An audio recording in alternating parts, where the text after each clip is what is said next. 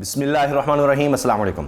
Cricket के शौकीन अब भी कल की जीत का मजा ले रहे हैं, अब भी नशा तारी है। फ़खर जमान ने जिस तरह से खेला है, जिस तरह छक्के मारे हैं, छक्के छुड़ाए हैं, अब तो भारतीय भी तारीफ करने पर मजबूर हो गए हैं। इस तरह से जनाब उन्होंने शॉट्स के लिए हैं कि चौके कम और छक्के ज्यादा। इस तरह से धोया है कि खुद बाबर आजम की बात भी नहीं मानी। ये बड़ी दिलचस्प बात है। खुद पीसीबी की तरफ से एक वीडियो सामने आई है और इसमें फ़खर जमान और बाबर आजम दोनों एक दूसरे से सवाल जवाब का सिलसिला कर रहे हैं और उसमें पता चल रहा है कि जब ये दोनों खेल रहे थे उस वक्त क्या चल रहा था, क्या सोचकर खेल रहे थे, किस सोच के साथ गए थे। तो जनाब वो बात भी सामने आ गई है और बड़ी दिलचस्प है कि बाबर आजम कह रहे हैं कि जितना भी ये टारगेट था, 400 से ज़्यादा का टारगेट था और एक वक्त में हमें लग रहा था ये शायद 450, 450 तक चला जाएगा, लेकिन जो भी टारगेट हो, बाबर आजम के बकौल मुझे ये यकीन था कि अगर फ़खर जमान खड़ा रहा, फ़खर जमान हुआ तो हम ये टारगेट चेज कर सकते हैं। और कहते मैं जब गया तो मैं इसको कहा कि देखो, इसने जब छक्के इतने मारे तो मैंने कहा देखो जो तो आए ना बल्ले पर या जो स्पॉट पर आ रहा है, यानी जो तुम्हारी रेंज में आ रहा है वहां तो तुम खेलो, बाकी को जरा देख कर।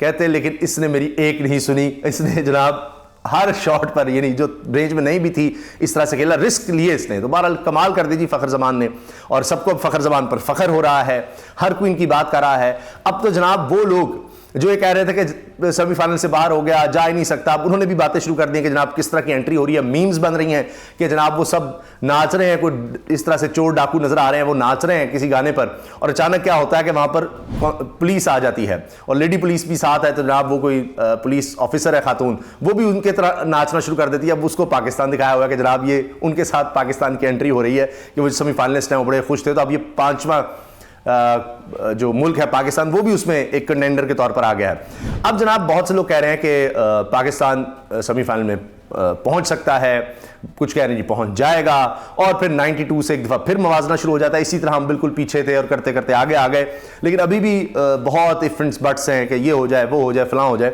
वो एक अलग कहानी है। इसके साथ अब लोगों ने ये बात भी शुरू कर दी है कि जनाब भारत क्रिकेट बोर्ड इतना अमीर है कि सबसे ज़्यादा पैसा उसके पास है और उसने अब इससे और ज़्यादा पैसा कमा लिया। 2.6 अरब डॉलर, 2.6 अरब डॉलर नहीं, 2.5 अरब डॉलर का मतलब यह है कि पाकिस्तानी शायद ये 600 अरब रुपए से ज़्यादा बनते हैं। 600 अरब रुपए से ज़्यादा, आप अंदाज़ा लगा लीजिए कि कितना ये पैसा है। लगभग शायद 700 अरब रुपया बन जाए। 700 अरब रुपया पाकिस्तानी इस वर्ल्ड कप से भारत क्रिकेट बोर्ड और भारत कमा रहा है। कितनी कमाई है।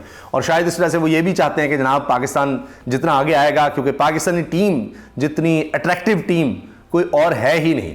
जिस तरह से हमारे बैट्समैन आप देखिए ना, फ़खर जमान के जिसने 3 इनिंग्स में ही जनाब 18 छक्के लगा दिए हैं और उन्होंने रिकॉर्ड बना देना था एक इनिंग्स में छक्कों का अगर वो खेलते रहते और अगर ये पाकिस्तान चेज़ करने जाता। और ये भी बात की जा रही है पाकिस्तान क्रिकेट टीम के कप्तान बाबर आजम की तरफ से कि हम ये चेज़ कर सकते थे जिस तरह हम जा रहे थे। तो बहरहाल वो खुश हैं कि हमने ये मैच जीत लिया। फिर जनाब इस पर एक और बड़ी दिलचस्प चीज़ तबसरा, वो है इफ्तिखार अहमद का। फ़खर जमान की इनिंग्स पर इफ्तिखार अहमद ने दिलचस्प कमेंट दिया जो कि वायरल हो गया। उन्होंने कहा इट वॉज अ वाओ। तो अब ये बड़ा चल रहा है, वाओ का जो लफ्ज़ है उसका ये ख़ास इस्तेमाल कि इट इज़ अ वाओ। तो अब इन्होंने भी कह दिया so beautiful, so elegant, just looking like a wow. तो ये भी अब वायरल हो रहा है कि किस तरह जनाब फ़खर जमान ने छक्कों की इनिंग्स जिसको कहा जा रहा है जी, इतने उन्होंने छक्के मारे हैं, 11 छक्के 8 चौके। और आप ये देखिए 126 रन्स बनाए फ़खर जमान ने और इनमें आप देखिए ना ज़्यादा जो रन्स हैं वो छक्कों की मदद से ही हैं, यानी उन्होंने 66 रन्स तो छक्कों की मदद से बना दिए हैं। और बाबर आजम ने 66 रन्स बनाए हैं कुल। तो जितने बाबर आजम ने रन्स बनाए 66, उतने तो फ़खर ने सिर्फ छक्कों में बना डाले। तो इसलिए लोग इनकी बहुत ज़्यादा तारीफ़ कर रहे हैं। एक और चीज़ जो बड़ी वायरल हुई, जिसको मैंने ट्वीट भी किया कि कायद-ए-आज़म रहमतुल्लाह अलैह आपका शुक्रिया कि फ़खर जमान ने भारत में होते हुए जिस तरह ग्राउंड में 100 करने के बाद सजदा किया, तो ये अल्लाह का ख़ास शुक्र है कि ये अल्लाह ने उनको ये नसीब किया कि वो आज़ाद वतन के शहरी और ये काम कर सकते हैं। वरना आप देखिए शामी, मोहम्मद शामी ज़बरदस्त बॉलिंग की है उन्होंने और वर्ल्ड कप में भारत के इस वक्त सबसे ज़बरदस्त बॉलर नज़र आ रहे हैं। तो वो सजदा करना चाहते थे लेकिन आखिरी वक्त पर नहीं, हाथ भी नीचे कर दिए, फिर अचानक उनको याद आया, ओहो यहाँ मैं भारत में हूँ, एक मसला बन जाएगा। तो आप सोचिए कि ये भारत में क्या हो गया है मुसलमानों के साथ। तो ये भी एक चीज़ ऐसी जहन में आई तो मैंने कहा कि आपसे अर्ज़ कर दें। और ये बहुत ज़्यादा लोग इस पर बात कर रहे हैं कि देखें कि पाकिस्तान है, पाकिस्तानी है, तो यहाँ पर आज़ादी, एक अंदर आपकी आज़ादी होती है, ज़हनी आज़ादी होती है कि वहाँ जाकर आप कर रहे हैं। और वो बज़ाहिर कहा जा रहा है कि जी वो भारत के मुल्क में, भारत का प्लेयर अपने मुल्क में सजदा नहीं कर सकता। आप अंदाज़ा लगाइए। तो ये सूरत हाल है, इसको भी लोग बहुत ज़्यादा नोट कर रहे हैं। फ़खर ज़मान के लिए जनाब चेयरमैन पीसीबी ज़का अशरफ साहब ने जी 10 लाख रुपए इनाम का ऐलान कर दिया है। और इसके साथ लोग ये कह रहे हैं जी कुदरत का निज़ाम, समी चौधरी का कॉलम है, ये कुदरत का नहीं फ़खर का निज़ाम था। उसने बड़ी अच्छी इनिंग्स खेली, लेकिन ज़ाहिर है अब जिस तरह सकलैन मुश्ताक साहब पाकिस्तान के कोच भी रहे, पाकिस्तान के ज़बरदस्त स्पिनर भी रहे, तो उनकी बहुत ज़्यादा बात हो रही है कि सुबह शाम, दिन रात, सर्दी गर्मी, ये होता है, हार जीत बिल्कुल उस तरह होती है। उनका ये बहुत ज़्यादा वायरल है और उन्होंने कहा कि कुदरत का निज़ाम है, कुदरत का निज़ाम। तो तब से लेकर के जनाब ये कुदरत का निज़ाम है, तो हम कैसे आहिस्ता आहिस्ता आगे आ रहे हैं। और फिर अब फिर सकलैन मुश्ताक ने ट्वीट की कि देखें प्लानिंग, डेडिकेशन, एग्जीक्यूशन, मेहनत और फिर कुदरत का निज़ाम, उन्होंने कहा जी फिर मिरेकल्स हो जाते हैं, तो इक्वल टू मिरेकल्स। तो वो अब भी अपनी बात पर कायम है कि ये चीज़ें भी साथ साथ होती हैं।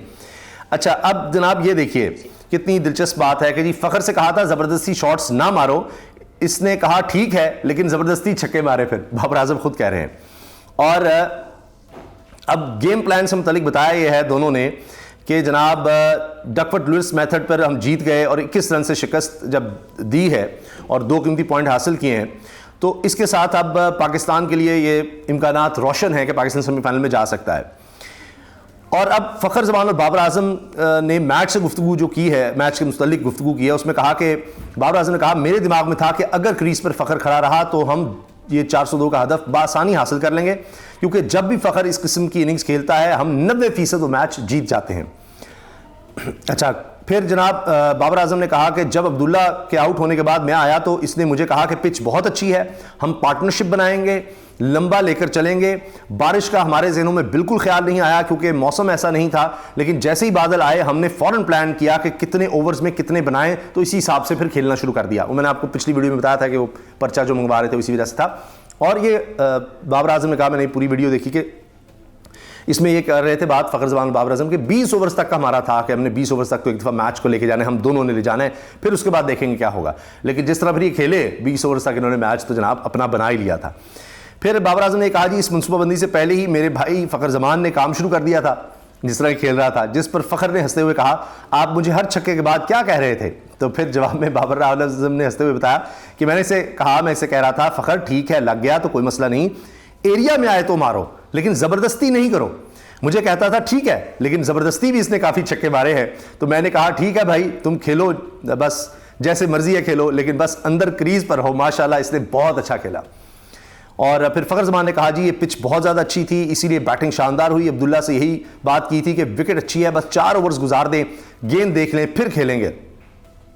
और हमारी बॉलिंग को क्रेडिट जाता है क्योंकि जैसी विकेट थी हमने न्यूजीलैंड के 30 से 50 रन कम बनवाए। अगर बारिश ना होती तो हम ये लाजमी चेज़ कर लेते। आप सोचिए जिस तरह वो खेल रहे थे, वो कह रहे हैं कि जी 30-40 रन और न्यूजीलैंड बना सकता था। फिर शुरू में हमने कुछ अच्छी बॉलिंग की और एंड पर भी कुछ बेहतर नजर आए, तो वरना केन विलियमसन और उनके साथ जो दूसरे न्यूजीलैंड के प्लेयर थे वो बहुत ज़्यादा स्कोर कर रहे थे और शायद ज़्यादा स्कोर कर जाते, इससे भी ज़्यादा। तो जनाब ये है जो अब तक चीज़ें डिस्कस हो रही हैं इस मैच के हवाले से। इंशाल्लाह इस पर भी आगे भी बात करते रहेंगे। लग रहा है कि नेक्स्ट मैचेस भी पाकिस्तान ज़बरदस्त तरीके से जीते और फिर सेमीफाइनल के बाद फाइनल में पहुँचे, फाइनल जीते। हम दुआ कर सकते हैं, अभी तो ज़ाहिर है हर चीज़ चांस पर है। अल्लाह हाफ़िज़।